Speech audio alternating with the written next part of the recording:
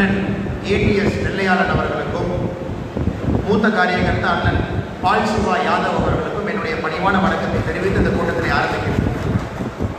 இன்று காலை எங்கள் அனைவருக்கும் ஒரு பாக்கியம். இந்த 2 மூத்த காரியகர்த்தாவுடைய வீடுகளுக்கு சென்று அவர்கள் இருவரையும் சந்தித்து அவருடைய ஆசீர்வாதத்தை பெற்றுவிட்டு இந்த கூட்டத்துக்கு வருகின்றோம். காரணம் என்னவென்றால், இந்த கட்சி இப்போது மிக வேகமாக வளர்ந்து கொண்டிருக்கிறது. இளைஞர்கள் படை நம் பக்கம் வந்து கொண்டிருக்கின்றார்கள். தமிழக மக்கள் பாரதிய ஜனதா கட்சியை பார்க்க ஆரம்பித்து விட்டார்கள். தமிழக மக்களுடைய அன்பு பாரத பிரதமர் மீது மிகப்பெரிய அளவில் இருக்கிறது. இதற்கு அடித்தளமாக வேலை செய்தவர்கள் நம்முடைய முன்னோர்கள், முன்னோடி. 20 வருடத்திற்கு முன்பு பாரதிய ஜனதா கட்சி என்று சொன்னாலே சண்டைக்கு வரக்கூடிய கூட்டத்தில்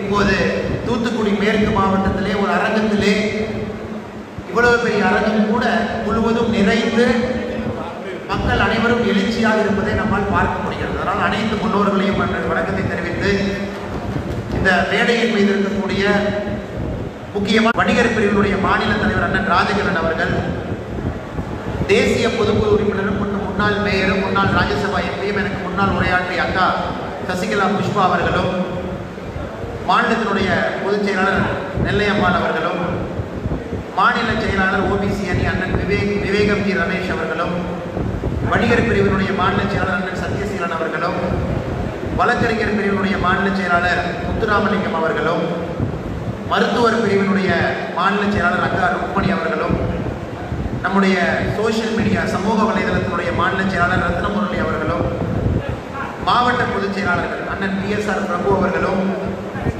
செல்வராஜ் அவர்களும், சிவமுருக ஆதித்தன் அவர்களுக்கும் என்னுடைய வணக்கத்தை தெரிவித்து, மாநில பொதுக்குழு உறுப்பினராக இருக்கக்கூடிய MR கனகராஜன் அவர்களுக்கும் சந்திரகுமாரன் அவர்களுக்கும் என்னுடைய நன்றிகளை தெரிவித்து, மாவட்டத்தினுடைய பொருளாளராக இருக்கக்கூடிய சண்முக சுந்தரமரன் அவர்களுக்கும் என்னுடைய பணிவான வணக்கத்தை தெரிவித்து, இங்கே வந்திருக்கக்கூடிய ஒரு நண்பருக்கும் என்னுடைய வணக்கத்தையும் வாழ்த்துக்களையும் தெரிவித்துக் கொள்கின்றேன். இங்கே வருவதற்கு முன்னால் ஒரு கிளை கூட்டத்தையும் நடத்திவிட்டு வருகின்றோம். பூத் நம்பர் 148 அந்த கிளை கூட்டத்தையும் நடத்திவிட்டு, அந்த கிளை கூட்டத்தில் இருந்த 8 நண்பர்களையும் பார்த்து சந்தித்துவிட்டு பேசிவிட்டு வருகின்றோம். எல்லாருமே 35-40 வயசுக்கு இருக்கக்கூடிய இளைஞர். அந்த கிளையை வழிநடத்தக்கூடிய அந்த வழக்கறிஞர் ஒரு 60 வயசு இருக்கக்கூடிய ஒரு வழக்கறிஞர். 2019 பாராளுமன்ற தேர்தலில் நம்முடைய அக்கா தமிழிசை அவர்கள் இங்கே போட்டி போட்டு மிக கடுமையான முறையிலே இங்கே தேர்தல் நடந்தது. அந்த காலகட்டத்திலும் கூட அந்த பூத்திலே நமக்கு அதிகமான வாக்குகளை பெற்றுக் கொடுத்தவர்கள் அங்கே இருந்தார்கள். 2021 தேர்தலிலும் கூட அந்த பூத்து வந்து அதிகமான வாக்குகளை பெற்ற ஒரு பூத்து, 2 முறையும் கூட லீட் எடுத்த ஒரு பூத்து. அங்கே இருந்த நண்பர்களை பார்த்து பேசும்பொழுது ஒரு விஷயத்தை சொன்னார். அண்ணா, ஒரு பூத்திலும் கூட இந்த மாவட்டத்தினுடைய பொதுச் செயலாளர் அண்ணன் BSR பிரபு அவர்களை போல் வேலை செய்வதற்கு நபர்கள் வேண்டும் என்று. அவர் மக்களால் தேர்ந்தெடுக்கப்பட்ட ஒரு மக்கள் பிரதிநிதி. அந்த பூத்தில் ஒரு சின்ன பிரச்சனை இருந்தாலும் கூட, அந்த வார்டிலே சின்ன பிரச்சனை இருந்தாலும் கூட, கரண்ட் ப்ராப்ளம் இருக்குது, தண்ணி பிரச்சனை இருக்குது, என்ன இருந்தாலும் கூட மக்கள் ஒரு அரசாங்க அலுவலரை தொடர்பு கொள்ள மாட்டார்கள். நம்முடைய பிரபு அண்ணனை தொடர்பு கொள்வார்கள்.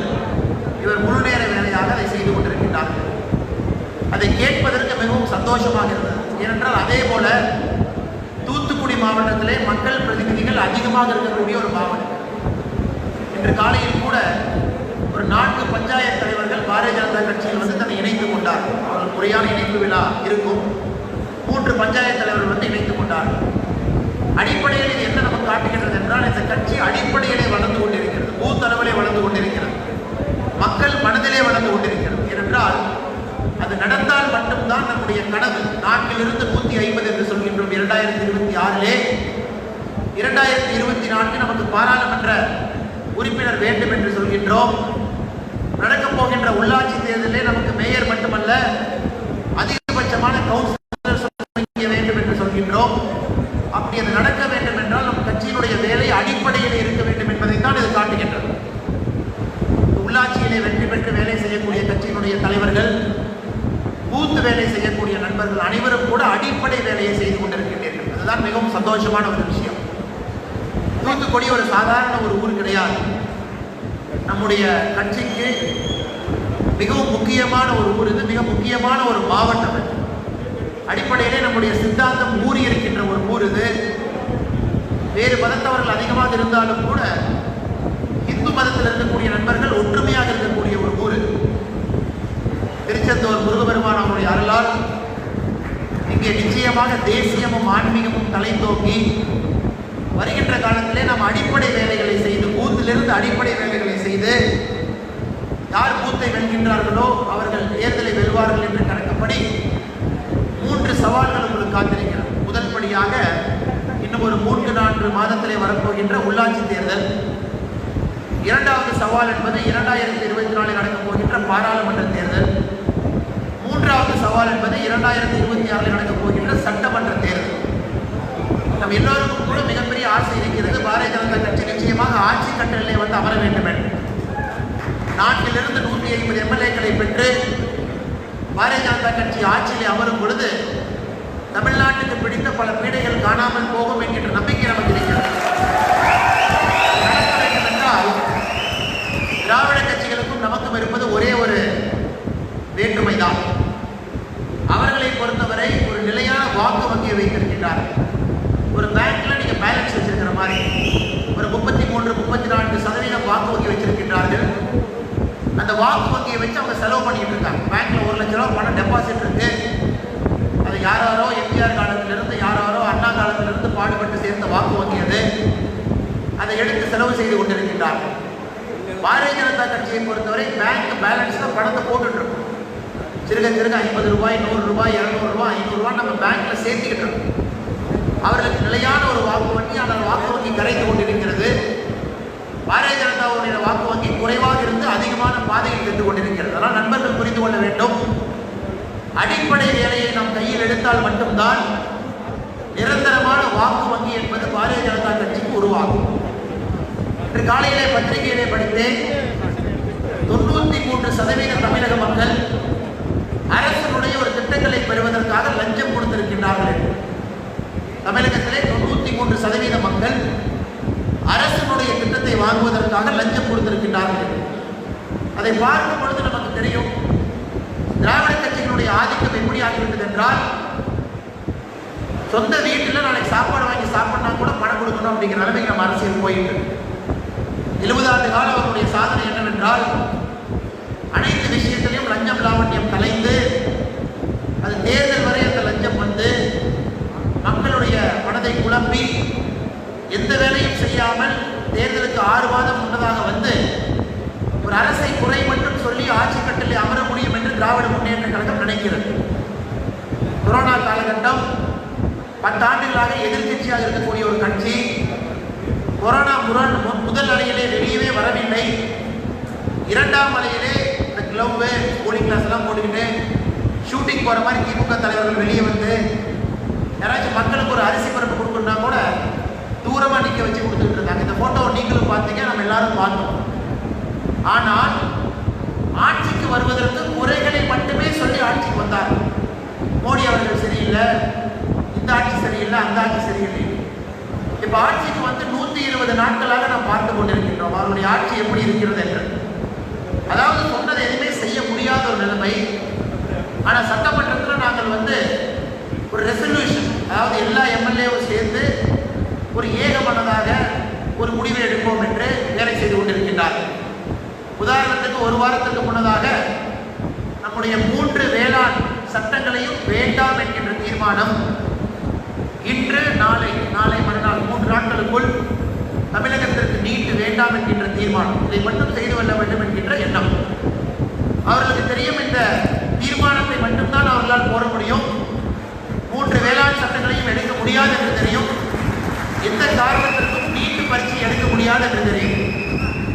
ஆனால் ஊடகங்கள் அவர்கள் சார்பாக அவர்கள் நடத்துகின்ற ஊடகங்கள் இருக்கின்ற காரணத்தினால் அதை வைத்து ஏதோ தமிழக மக்களுக்கே வேளாண் சட்டம் வேண்டாம் என்கின்ற முறையிலும் தமிழக மக்களுக்கே நீட்டு வேண்டாம் என்கின்ற அடிப்படையிலும் அரசியல் செய்து கொண்டிருக்கின்றார். இதை உன்னிப்பாக கவனித்தோம் என்றால் நமக்கு தெரியும், நீட் என்பது ஏழை மக்களுக்கு கிடைத்திருக்கிற மிகப்பெரிய வரப்பிரசாதம். 2020 நடந்த நீட் எக்ஸாம்ல, போன வருடம் நடந்த நீட் எக்ஸாம் பார்த்தீங்கன்னா தமிழகம் தான் இந்திய அளவிலே அதிகமான தேர்ச்சி பெற்ற ஒரு மாநிலமாக இருக்கிறது. நீட் எழுதிய மக்கள்ல 57% மக்கள் தேர்ச்சி பெற்றிருக்கின்றார்கள். முதல் 100 ரேங்க்ல அதிகமான தமிழக மக்கள் வந்திருக்கின்றார்கள். முதல் 10 ரேங்க்ல வந்திருக்கிறாங்க. தமிழ்ல படிச்சு பாஸ் பண்ண நிறைய பேர் பாஸ் ஆயிருக்கிறாங்க. அந்த 7% உள்ளொதுக்கீடு வந்த பின்பு 435 பேர் நீட் மூலமாக அரசாங்க பள்ளியிலே படித்தவர்கள் மருத்துவக் கல்லூரிக்கு சென்றிருக்கிறார்கள். ஆனா திராவிட முன்னேற்ற கழகம் அரசு என்ன சொல்ல மறுக்கிறாங்கன்னா, அங்கே அங்கம் வகிக்கக்கூடிய எத்தனை அமைச்சர்கிட்ட கல்லூரிகள் இருக்கிறது என்பதை சொல்ல மறுக்கின்றார்கள். பிரைவேட்டாக தனியார் மயமாக இருக்கக்கூடிய மருத்துவக் கல்லூரியை நடத்துகின்றார்கள். சென்னையிலிருந்து கோயம்புத்தூர் வரை நடத்துகின்றார்கள். நீட் இல்லை என்றால் ஒரு சீட்டுக்கும் கூட 5 கோடி 10 கோடி 12 கோடி வசூல் செய்ய முடியும். யாருக்கு பணம் இருக்கிறதோ அவர்கள் மட்டும்தான் மருத்துவராக முடியும் என்கிற நிலைமை தமிழகத்தில் இருக்கிறது. இதை உடைத்து காட்டியவர் நம்முடைய பாரத பிரதமர் நரேந்திர மோடி அவர். இதை உடைத்து மட்டும் காட்டவில்லை. இவங்க ஒரு கமிட்டி போட்டிருக்கிறாங்க. அந்த கமிட்டியில் பார்த்தீங்கன்னா 80,000 பேர் நீட் வேண்டாம் என்று சொல்லியிருக்கிறார்கள் சொல்றாங்க. அப்படின்னா அவங்க திமுக உறுப்பினர் 80,000 பேர் தான் இருக்காங்களா? 80,000 பேர் நீட் வேண்டாம்னு சொன்னா அதெல்லாம் யாரு? உங்களுடைய திமுக உறுப்பினர் வீட்டில் யாரெல்லாம் ஸ்கூலுக்கு போறாங்க, காலேஜுக்கு போறாங்கன்னு போஸ்ட் கார்டில் வாங்கி வச்சிருக்கிறீங்க. அதன் மூலமாக தமிழக மக்களே நீட் வேண்டாம் என்று சொன்னது ஒரு 80,000 மட்டும்தான். அதுவும் கூட ஒரு திமுக கிளை செயலாளருக்கும் டார்கெட் கொடுத்து எல்லாம் போஸ்ட் கார்டில் எழுதி அனுப்புன்னு வேலை கொடுத்து ஒரு கிளை செயலாளரும் வீடு வீடாக சென்று அவர்களே அந்த போஸ்ட் கார்டை எழுதி அதை அந்த கமிட்டிக்கு அனுப்பிச்சு கூட 80,000 பேருக்கு தாண்டி. ஆனால் தமிழகத்தில் ஒரு வருடத்திற்கு முன்னால் பாரதிய ஜனதா கட்சி அவர்கள் வீடு வீடாக சென்று ஒரு கையொப்பம் நிகழ்ச்சி நடத்தினார். எத்தனை பேருக்கு புதிய கல்விக் கொள்கை வேண்டும் என்கின்ற கையொப்பம் நடந்த பொழுது 51 லட்சம் பேர் கையெழுத்து போட்டிருக்காங்க. புதிய கல்விக் கொள்கை வேண்டும் என்று. அதாவது 80,000 பேர் ஒரு மாநில அரசாக இருந்து கொண்டு உங்களுடைய கிளை தலைவர்களை வைத்துக் கொண்டு போஸ்ட் கார்டில் கையெழுத்து போட்டு நீங்க வாங்கினது 80,000 தான். அந்த ஆட்சியிலேயே இல்லாம அந்த காலகட்டத்தில் எம்எல்ஏ கூட இல்லாம 51 லட்சம் பேருக்கு கையெழுத்து வாங்கி புதிய கல்விக் கொள்கை வேண்டும் என்று பாரதிய ஜனதா கட்சி முன்னாள் மாநில தலைவர் முருகன் அவர்கள் இதற்கு முன்னால் இருந்த முதலமைச்சர் இபிஎஸ் அவர்களிடம் சென்று அந்த படிவத்தை கொடுத்துட்டு வந்திருக்கார். இதிலேயே நீங்கள் புரிந்து கொள்ள வேண்டும், மீடியாவுடைய ஆதரவு, குறிப்பாக திராவிட முன்னேற்ற கழகத்தினுடைய அவர்கள் கட்சி நடத்தக்கூடிய ஒரு 2-3 மீடியாவுடைய ஆதரவு பாஜகவுக்கு இல்லாமல் இருக்கலாம். அடிப்படையிலே தமிழக மக்கள் மோடிஜியை விரும்புகின்றார். அதனாலதான் 51 லட்சம் பேர் புதிய கல்விக் கொள்கைக்கு கையெழுத்து போட்டு கொடுத்திருக்காங்க. அதனாலதான் வெறும் 80,000 பேர் நீட்டு வேண்டாம் இவ்வளவு கஷ்டப்பட்டு கையெழுத்து போட்டு கொடுத்திருக்காங்க. இதை பார்க்கும் பொழுது நமக்கு தெரிகிறது, அடிப்படையில் தமிழக மக்கள் நாம் கொண்டு வந்திருக்கக்கூடிய ஒரு கொள்கையை கூட ஏற்றுக்கொள்ள ஆரம்பித்து விட்டார்கள். அது புதிய கல்விக் கொள்கையாக இருக்கலாம், அது நீட்டாக இருக்கலாம், அது எய்ம்ஸ் மருத்துவ கல்லூரி மற்றும் மருத்துவ நிலையமாக இருக்கலாம்.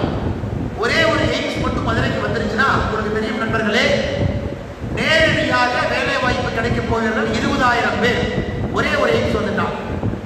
ஆனால் ஒரு முறையும் கூட மத்திய அரசு ஒரு திட்டத்தை கொண்டு வரும் பொழுது இங்கே நோக்கம் என்னவென்றால் எந்த காரணத்திற்கும் அந்த திட்டம் நடத்தப்படக்கூடாது என்பதற்காக போடுகின்ற முட்டுக்கட்டை. மோடிஜி அவங்க தமிழ்நாட்டுக்கு வர்றாங்க. நம்முடைய தளவாட உற்பத்தி காரிடார் இனாகிரேட் பண்றதுக்காக வர்றாங்க. டிஃபென்ஸ் காரிடார் அதை இனாகிரேட் பண்றதுக்காக மோடிஜி வர்றாங்க. வரும் பொழுது மு.க. ஸ்டாலின் அவர்கள் எதிர்கட்சி தலைவராக இருந்த பொழுது அவர் ஒரு பதிவு போடுறார் சோசியல் மீடியாவில், கோ பேக் மோடி அப்படின்னு போடுறாரு. அதை இந்த பகுதியினுடைய பாராளுமன்ற உறுப்பினர் கனிமொழி அவர்கள் கோ பேக் மோடின்னு போடுறாங்க. திமுக எல்லாமே கோ பேக் மோடி. கருப்பு பலூன் விடுறாங்க. மோடிஜி லேண்ட் ஆயிட்டாரு, அடுத்து ரோட்ல போனோம். அன்னைக்கு ஸ்டாலின் அவர்கள் கருப்பு சட்டை போட்டிருக்காங்க, திமுக காரங்க கருப்பு கொடி கருப்பு பலூன் விடுறாங்க. எதற்கு விடுறாங்கன்னு கேட்டீங்கன்னா, தமிழகத்துக்கு இந்த திட்டம் வேண்டாம் என்று கோ பேக் மோடி என்று சொல்கின்றோம். இன்னைக்கு அவர்களுடைய தொழில்துறை அமைச்சர் 10 நாளைக்கு முன்னாடி சொல்றாரு, இந்த திட்டம் வந்தனால தமிழகம் பெருமளவில் பயனடைந்திருக்குது, 2000 கோடி ரூபாய் முதலீடு வந்திருக்கு. நிச்சயமாக உங்களுக்கு வெட்கம் இருக்கிறதா இல்லையா என்றுதான் கேட்க வேண்டும். எதிர்கட்சியாக இருக்கும் பொழுது அரசியலுக்காக கோபேக் மோடி என்று சொன்னவர்கள் இன்று நாம் கொண்டு வந்த திட்டத்தை வரவேற்பது மட்டுமல்ல, பாராட்டி பேசுகின்றேன். எதற்கு நீங்கள் வேண்டாம் என்று சொன்னீர்கள்? மக்களை ஏமாற்றி ஓட்டு வாங்கணும், தமிழகத்துக்கு திட்டம் வேண்டாம், இந்த தளவாட உற்பத்தி திட்டம் வேண்டாம் என்கின்றதான். இதே போல ஒன்னொன்று ஆட்சிக்கு வந்தவுடன் சொல்றாங்க, மோடிஜி அவர்கள் தடுப்பூசியே கொடுக்கல, தமிழகத்துக்கு பாரபட்சமா இருக்கிறாங்க. இப்ப ரொம்ப ஆச்சரியமான விஷயம் என்னவென்றால், இந்த மாநிலத்தினுடைய சுகாதாரத்துறை அமைச்சர் மா சுப்பிரமணியம் அவர்கள் ஒரு வாரம் போட்டி போட்டு சொல்றார், தமிழகத்துக்கு மோடிஜி தடுப்பூசி அதிகமாக கொடுக்குறார், ரொம்ப நன்றி. இன்னைக்கு காலையில் தமிழகத்துக்கு தடுப்பூசி நிறைய கொடுக்குறார், ரொம்ப நன்றி. ஏனென்றால் இது திராவிட முன்னேற்ற கழகத்தினுடைய கையாலாகாத அரசு கிடையாது. ஒரு தடுப்பூசி மத்திய அரசு கொடுக்கறத கூட முறையாக இவர்களால் தடுப்பூசி போட முடியும். நீங்க போய் பாருங்க, எல்லா இடத்துலையும் திமுக கிளை செயலர் ஒரு டோக்கனை வச்சுக்கிட்டு இதை நாங்கள் தான் கொடுக்குறோம் 4 பேர் நின்று இருக்காங்க. நாம் அப்படி இல்லை. ஒரு வாரத்துக்கு முன்னாடி நம்முடைய மத்திய அரசு ஒரே நாளில் இந்தியாவில் 1,60,000 தடுப்பூசி போட்டோம். அப்ப எல்லாருமே சொன்னாங்க, எப்படி அது முடிஞ்சது? ஒரே நாளில் 1 கோடி தடுப்பூசி போட்டீங்களா? நேற்றுக்கு முன்தினம் 1,22,00,000 தடுப்பூசி போடுறோம். அதாவது நாம் செய்த சாதனையை ஒரே வாரத்தில் முறியடித்து 1,25,00,000. யூபி போன்ற மாநிலங்கள் 18 லட்சம் தடுப்பூசி ஒரே நாளில் போட முடியும் பொழுது, ஏன் தமிழகம் போன்ற மாநிலங்கள் 4 லட்சம் தடுப்பூசி போட திணறாங்க? நீ யோசிச்சு பாருங்க.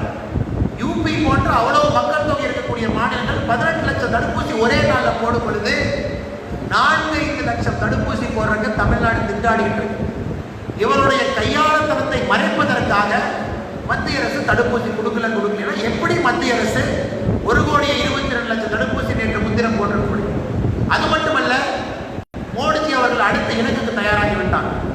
இன்னும் ஒரு 10-15 நாள்ல பார்த்தீங்கன்னா 2 கோடி தடுப்பூசி ஒரே நாளில் வெட்டி விடுவோம். ஏனென்றால் அதுதான் நம்முடைய அரசு. பொய்களை மட்டும் பேசிவிட்டு கையாளாதனமாக எந்த வேலையும் செய்யாமல் எதற்கு எடுத்தாலும் மோடி தான் குற்றம் பண்ணாரு, மத்திய அரசு தான் குற்றம் பண்ணுச்சுன்னு சொல்ற திமுக அரசு ஒரு பக்கம். ஆனால் செய்கின்ற சாதனையை ஒரு வாரமும் முறியடி 1,60,000 மூக்கு மேல விரல் வச்சவங்க இன்னைக்கு 1,22,00,000 போட்டிருக்கோம். 2 கோடி போடும்போது எங்க போவீங்க? அரபிக்கடல்ல போய் கூச்சிருவீங்களா? இதான் நீங்க ஆட்சி நடத்துற ஒரு முறையா? இதுதான் நீங்க ஆட்சி நடத்துற ஒரு நிலைமையா? இப்படிதான் ஆட்சி நடத்துங்க. அடுத்த கொடுமையை பாருங்க. டாஸ்மாக் திறக்கும் பொழுது, இதற்கு முன்னால் டாஸ்மாக் திறக்கூடாதுன்னு சொன்னாங்க. ஏன் சொன்னாங்க? கொரோனா அதிகமாக இருக்கிறது, டாஸ்மாக் வேண்டாம் வேண்டாம் வேண்டாம், ஏழை தாய்களுடைய அவர்கள் போடுகின்ற மாங்கல்ய சங்கிலியை அறுப்பதற்கு சமம். இந்த அரசாங்கம் வந்தோடனே முதல்ல டாஸ்மாக் தான் ஓபன் பண்ணிட்டீங்க. ஏன்? டாஸ்மாக்கு சப்ளை பண்ற நிறுவனம் யாருடையது? அவங்க தானே திராவிட முன்னேற்ற கழகத்தினோட எம்பியா இருக்கிறாங்க. உங்களுடைய கட்சியில் இருக்கக்கூடிய எம்பியே டாஸ்மாக்கு சப்ளை பண்ண டிஸ்டரி நடத்துறீங்க. ஆட்சிக்கு வந்த உடனே இந்த வடிவேலு சொல்ற மாதிரி காலையில வேற வாய் மற்ற நைட்டு 4 வாய் என்று சொல்வது போல ஆட்சிக்கு வந்தவுடன் டாஸ்மாக் நல்லது என்று சொல்கின்றீர்கள். அந்த டாஸ்மாக் உங்களுக்கு தாங்க நல்லது, மக்களுக்கு நல்லது இல்லை. உங்களுக்கு, உங்களுடைய எம்பிக்கு, உங்க 3 எம்எல்ஏ மேல இருக்கிற டிஸ்டரிக்கு தான் நல்லதோ தவிர ஒரு மாசத்துக்கு 51 லட்சம் கேஸ் நீங்க வாங்கி டாஸ்மாக் மூலமா மக்களுக்கு விற்கிறீங்க. அதுக்கு யாருக்கு நல்லது? ஒரு வெள்ளை அறிக்கை கொடுங்க, மக்கள் பார்க்கணும். திராவிட முன்னேற்ற கழகத்தில் இருக்கக்கூடிய யாருமே ஒரு டாஸ்மாக் சப்ளை பண்ற டிஸ்டரி நடத்தல அப்படின்னு நீங்க வெள்ளை அறிக்கை கொடுங்க. உங்களுடைய நெஞ்சம் வெள்ளை என்று ஒத்துக்கொள்கின்றோம். செய்கின்ற ஒரு வேலையுமே உங்களுடைய குடும்பம் நன்றாக இருக்க வேண்டும், உங்களுடைய எம்பிக்கள் நன்றாக இருக்க வேண்டும், உங்களுடைய எம்எல்ஏக்கள் நன்றாக இருக்க வேண்டும். இதனுடைய உச்சகட்டம் விநாயகர் சதுர்த்தி ஊர்வலத்துக்கு தடை. காரணம் சொல்றாங்க, கொரோனாலே அதிகமாயிடுச்சு, அதனால விநாயகர் சதுர்த்தி ஊர்வலத்துக்கு தடை போடுறது. அப்படி இருக்கும் பொழுது எதற்கு டாஸ்மாக் ஓபன் பண்ணும்போது என்ன சொன்னீங்க? கொரோனா குறைஞ்சிருச்சு. ஸ்கூல் ஓபன் பண்ணும்போது என்ன சொன்னீங்க? கொரோனா குறைஞ்சிருச்சு. அதனால பள்ளி ஓபன் பண்ணணும். நாம பாரதிய ஜனதா கட்சி கூட ஆதரவு கொடுத்தோம். இப்பொழுது விநாயகர் சதுர்த்தி வரும் பொழுது மட்டும் கொரோனா எங்கே இருந்து வந்தது? கண்ணுக்கு தெரியாத கொரோனா எங்கிருந்து வந்துச்சு? பக்கத்தில் இருக்கிற மகாராஷ்டிரா அரசு தமிழகத்தை விட 2 மடங்கு கொரோனா கேசஸ் இருக்கும் பொழுது அவர்கள் விநாயகர் சதுர்த்திக்கு அனுமதி மட்டும் கொடுப்பதில்லை, அதற்கு கட்டுப்பாடுகள் போட்டிருக்காங்க. 50 பேர் 100 பேர் சேருங்க, அந்த யார் விழாவை நடத்துறீங்களோ நீங்களே கண்டிஷன்ஸ் போட்டு நடத்துங்க. ஆனா தமிழகத்தில் மொத்தமாக விநாயகர் சதுர்த்தி நடத்தவே விட மாட்டோம் என்று சொல்வதை எப்படி ஏற்றுக்கொள்ள முடியும்? இப்போது இன்னும் ஒரு படி மேல போயிட்டாங்க. உங்க வீட்டுல நீங்க வச்சு விநாயகர் சிலையை பூஜை பண்றதுக்கு அனுமதி கொடுக்குறாங்களா? நம்ம வீட்டுல சாமி சிலையை வைக்கிறதுக்கு நீ எதுக்கு எனக்கு அனுமதி கொடுக்கணும்? உனக்கே அந்த அதிகாரத்தை கொடுத்தது. இத்தனை காலமாக என்னுடைய விநாயகரை தனி மனிதனாக என்னுடைய வீட்டில் வைத்து பூஜை செய்து கொண்டிருக்கும் பொழுது அந்த விநாயகருக்கு அனுமதி தேவை என்றால் எதற்காக நீங்க அரசு நடத்துறீங்க? இந்த மாதிரி நிறைய நம்ம பேசிக்கிட்டே போறோம். அதனால நீங்க பார்த்தீங்கன்னா மக்கள் இதை பார்க்க ஆரம்பித்து விட்டாங்க, நுணுக்கமாக கவனிக்கிறாங்க. ஒரு காசு மாற்றம் சொன்னது வேற, செஞ்சது வேற. மோடிஜி ஊசியே கொடுக்கலன்னு சொன்னாங்க. மோடிஜி என்ன 1,22,00,000 ஊசி கொடுக்குறாரு. மோடிஜி தமிழ்நாட்டுக்கு வேண்டானாங்க. ஆனா இங்க இருக்கிற அமைச்சரே சொல்றாங்க மோடிஜி தமிழ்நாட்டுக்கு திட்டம் கொடுத்தனாலதான் அது நடக்குது. அதே போல நம்முடைய உதயநிதி ஸ்டாலின் அவர் ஒரு செங்கலை தூக்கி சுத்திட்டு இருந்தார் எலெக்ஷன் போது பார்த்துருந்தேன். இதுல ஆச்சரியம் என்னன்னா, ஒரு நண்பர் சொன்னார் உதயநிதி ஸ்டாலின் செங்கல்னாலதான் திமுக ஆட்சி அமைச்சது. எவ்வளவு பெரிய அமைச்சர், எவ்வளவு பெரிய அமைச்சர். நீங்கள் சொன்ன பொய்னால்தான் ஆட்சி அமைத்தோம் தவிர உதயநிதி ஸ்டாலின் அவர்கள் தூக்கிய செங்கல்னால் ஆட்சி அமைக்கிறது. ஒரு உதாரணம் கொடுக்குறோம். இந்த வருடம் நம்முடைய மத்திய அரசு நம்ம சொல்லிட்டோம் எய்ம்ஸ் கட்டிக்கிட்டு இருக்கோம். பட் நீங்க மாணவர் சேர்க்கையை ஆரம்பிங்க, 160 டாக்டருக்கு அப்ரூவல் கொடுத்தாச்சு, நீங்க வேலையை ஆரம்பிச்சு ரெக்ரூட்மெண்ட் பண்ணுங்க, அட்மிஷனை போடுங்கன்னு சொல்லியாச்சு. உதயநிதி ஸ்டாலின் இங்க போனாரு, ஆலய காலம். நீதான் அந்த செங்கலை தூக்கிட்டு இந்த செங்கல் தான் வச்சிருக்காங்க எய்ம்ஸ்ல, எய்ம்ஸ் இல்லை. எய்ம்ஸுடைய அடிப்படையே அங்கே மாணவர் சேர்க்கை நடைபெற வேண்டும், மக்களுக்கு மருத்துவம் பார்க்க வேண்டும் என்று இரண்டும் நடந்து கொண்டிருக்கிறது. அது உங்களுக்கு தெரியும். தமிழக அரசும் மத்திய அரசும் ஜப்பான் வங்கியிடமிருந்து பணத்தை வாங்கி எய்ம்ஸை கட்டுறாங்க. அதற்கு மாநில அரசு கொடுக்கின்ற நிலம் காலதாமதமாக கொடுத்தார்கள். மத்திய அரசுக்கும் இதுக்கும் எந்த சம்பந்தமே இல்லை. பொய் சொல்லி செங்கலை தூக்கிட்டு சுத்தினீங்க. இன்னைக்கு மத்திய அரசு எய்ம்ஸ்ல 160 சீட் நீங்க அட்மிஷன் போட்டுக்கலான்னு சொன்னதுக்கு அப்புறம் அதுல பல ஏழை மாணவர்கள் வருவதற்கு வாய்ப்பு இருக்கும் பொழுது உதயநிதி ஸ்டாலின் இங்கே போறாங்க. அதே போல நீட் எக்ஸாமுக்கு ஒரு இடமா போயிட்டு எந்த மாணவர்கள்லாம் சும்மா இருந்த மாணவர்கள் இவங்களே போய் கிளம்பி மிக கொடூரமான முறையில் துரதிருஷ்டவசமாக நம்முடைய மாணவர்கள் தற்கொலை செய்து கொண்ட பொழுது அதை வைத்து பின் அரசியல் செய்தது திராவிட முன்னேற்ற கழகம். அதையும் பார்க்கணும். இன்னைக்கு வெக்கமே இல்லாம ஆட்சிக்கு வந்ததுக்கு அப்புறம் என்ன சொன்னாங்க, நிச்சயமா நாங்க வந்தோம்னா நீட்டை தூக்கிடுவோம். ஆட்சிக்கு வந்தோடனே சொன்னாங்க நீட்டை தூக்கலான்னு இருக்கும் அப்படின்னு. 2வது மாசம் என்ன சொன்னாங்க, நீட்டை தூக்குறதுக்கு மத்திய அரசு சொல்லுவோம் அப்படின்னு. 3வது மாசம் என்ன சொல்றீங்க, நீட்டை தூக்குறதுக்கு தீர்மானம் போடுவோம் அப்படின்னு.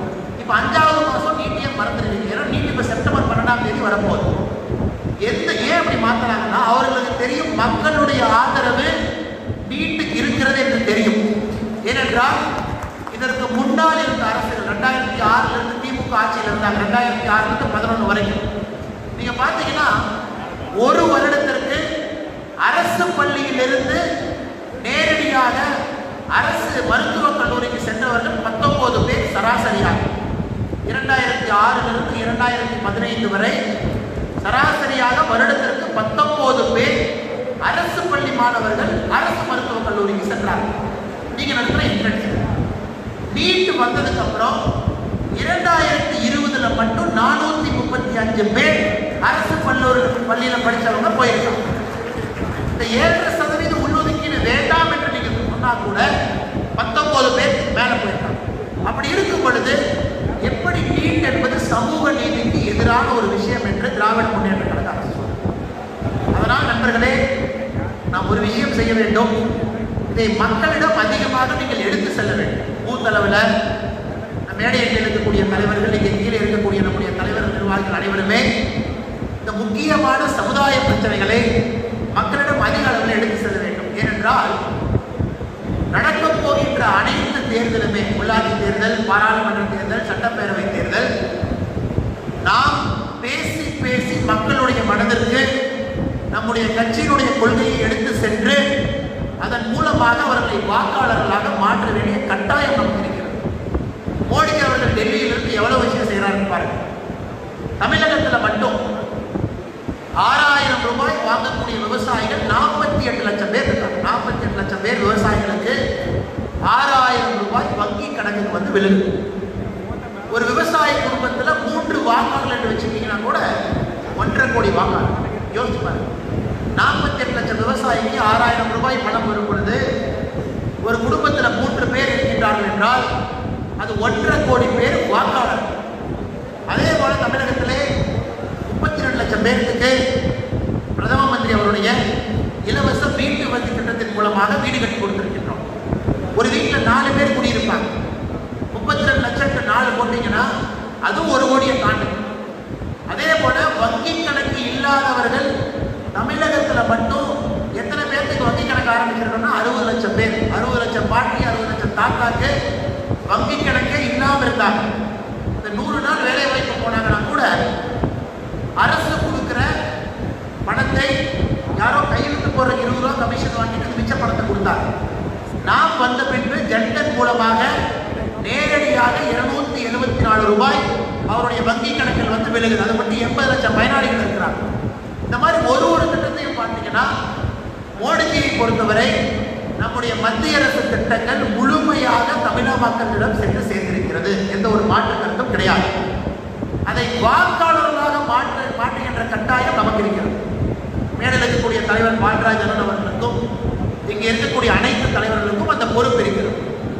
எல்லா தமிழக மக்களும் ஏதோ ஒரு மத்திய அரசு திட்டத்திலே பயனடைந்திருக்கின்றார்கள். நம்முடைய முக்கியமான பொறுப்பு என்பது அவர்களை சந்தித்து வாக்காளர்களாக மாற்றுவது நம்முடைய கடமை. நீங்கள் செய்யல அப்படின்னா மிக கடினமான காரியமாக போய்விடும். அதனால் என்னுடைய கடைசி 5 நிமிடத்திலே நான் பேச விரும்புவது, இங்கே இருக்கக்கூடிய நண்பர்கள் அனைவருமே இங்கே வந்திருப்பது பாரத அன்னையின் மேல் இருக்கக்கூடிய பற்றினால், மோடிஜியின் மீது இருக்கக்கூடிய பற்றினால், நம்முடைய நாடு நன்றாக இருக்க வேண்டும் என்கின்ற ஆசையினால் வந்திருக்கின்றது. நீங்கள் அடுத்த ஒரு 4 மாத காலத்திலே ஒரு நண்பரும் கூட 50 புதிய உறுப்பினர்களை கட்சிக்கு சேர்த்தீர்கள் என்றால் நிச்சயமாக இந்த கட்சியினுடைய வளர்ச்சியை யாராலும் தடுக்க முடியாது. யார் ஆண்டவனே வந்தாலும் நம்ம கூட தான் நிற்பார்.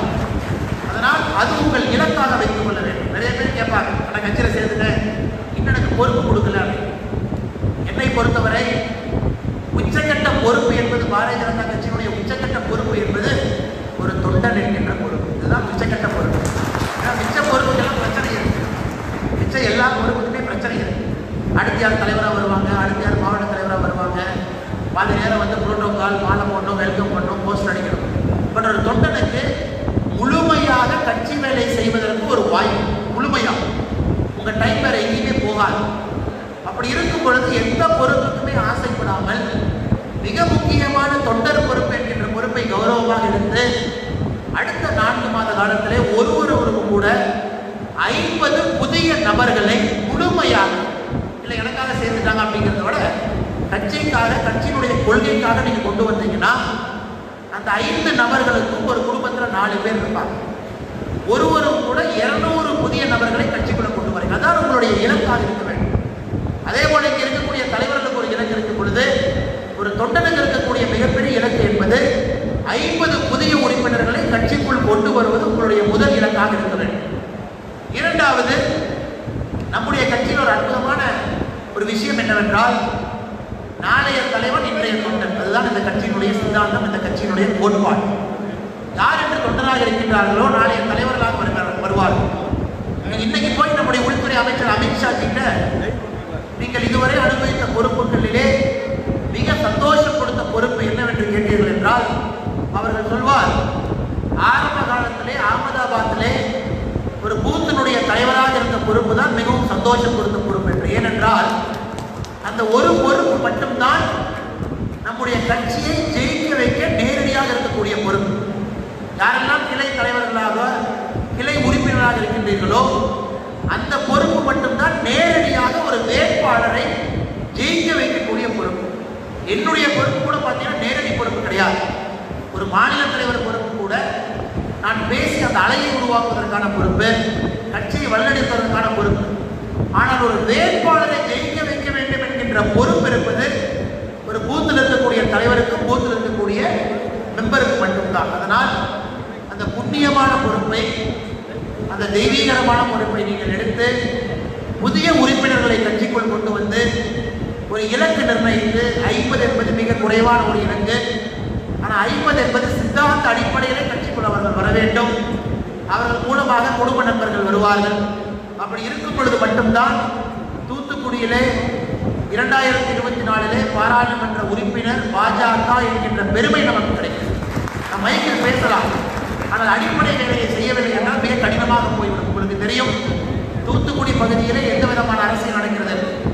பாஜக மத அரசியல் என்று சொல்வார்கள். உண்மையான பாஜக தொண்டன் யாரும் மத அரசியல் செய்ய மாட்டார். இங்கே மத அரசியல் செய்து கொண்டிருப்பது கனிமொழி அவர்களும் திராவிட முன்னேற்ற கழகமும் தான்.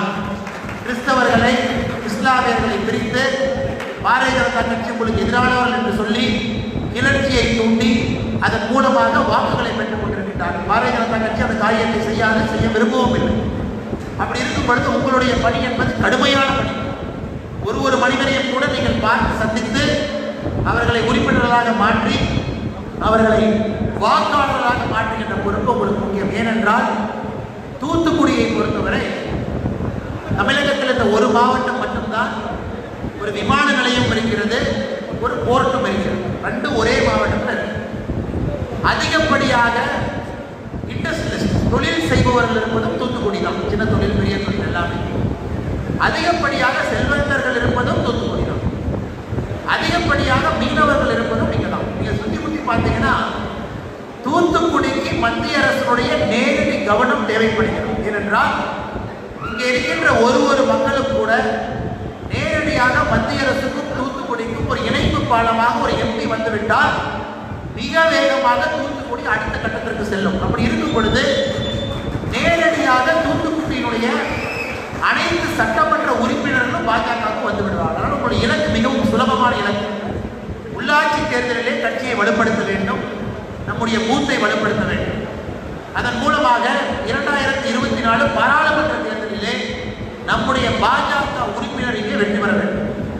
அதன் மூலமாக 2026 சட்டப்பேரவை தேர்தலிலே தூத்துக்குடியில் இருக்கக்கூடிய அனைத்து சட்டமன்றமும் பாஜக கைக்கு வர வேண்டும். இதுதான் 4லிருந்து 150க்கு செல்வதற்கு இலக்கு.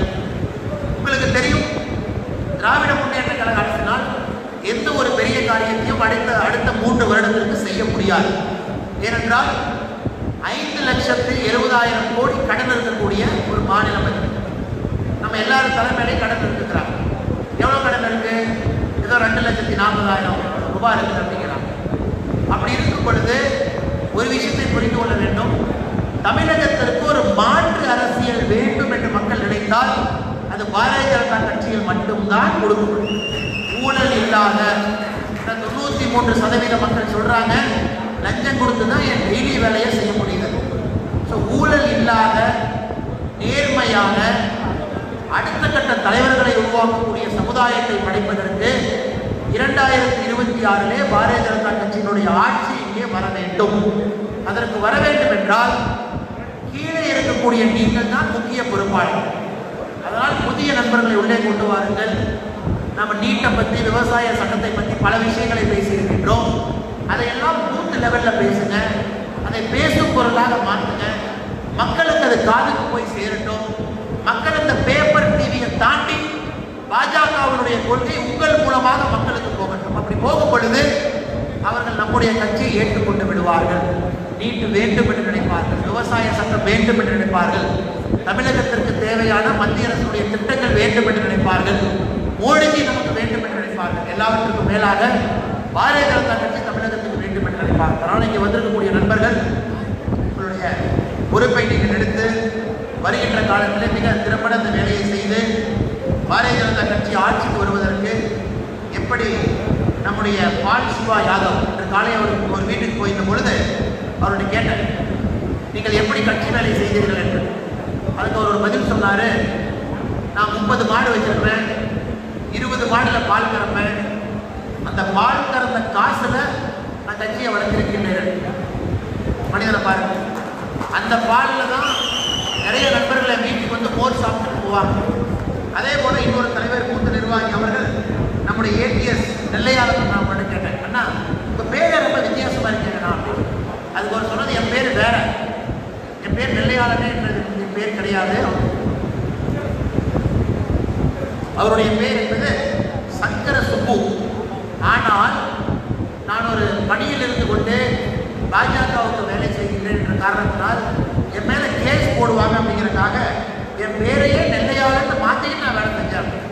எந்த ஒரு கேஸ் போட்டால் கூட என்னோட ஒரிஜினல் பேரில் போடக்கூடாது. இவர்கள் அனைவரும் பார்த்தீங்கன்னா ஒரு எம்எல்ஏ ஆக வேண்டும், எம்பி ஆக வேண்டும், மேயர் ஆக வேண்டும் என்று வேலை செய்யவில்லை.